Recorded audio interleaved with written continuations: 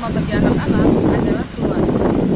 Dan kita sebagai orang tua memegang peranan yang penting dalam perkembangan tumbuh kembang anak. Dalam hal ini, kita tidak hanya bisa memberikan nasihat, kata-kata, dan petua saja bagi anak-anak.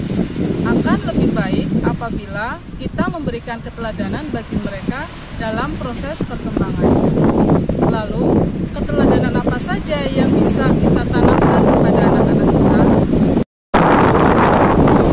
Yang pertama adalah sikap adil.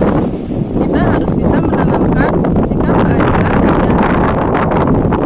dan adil ini tidak bisa kita lakukan hanya dengan kata-kata saja. Kita harus bisa memberikan contoh atau keteladanan bagi mereka. Yang perlu kita ingat, yang dimaksud dengan adil itu tidak memberikan secara merata atau sama rata. Yang dimaksud dengan adil adalah memberikan kepada anak-anak kita sesuai dengan kebutuhan mereka.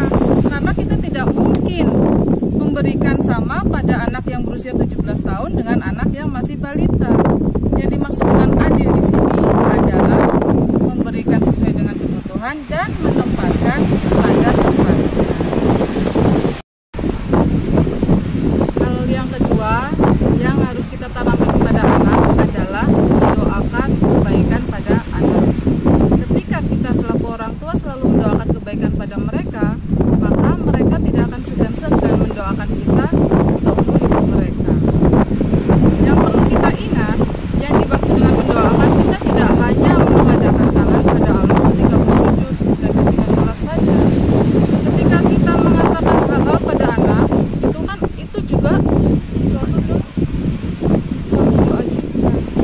Jadi jangan sampai ketika kita punya masalah, lalu kita sedang marah, lalu mengatakan hal-hal yang buruk pada anak, itu tidak baik. Karena yang perlu kita ingat, kata-kata kita juga adalah doa.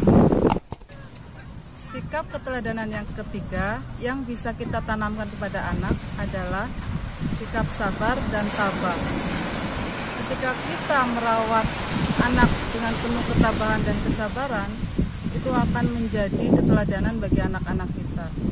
Anak-anak kita akan tahu betapa kita merawat mereka dengan penuh kesabaran. Adapun sikap yang terakhir, keteladanan yang bisa kita tanamkan pada anak adalah setia pada kebaikan dan kebenaran. Seperti yang kita tahu pada saat ini, di negara kita marak sekali kasus-kasus korupsi. Hal ini tidak lepas dari adanya sudah lunturnya setia kita terhadap kebenaran. Hal ini sungguh sangat merugikan bagi negara kita, karena korupsi bisa menggerogoti akar-akar budaya, ekonomi, dan sosial kita.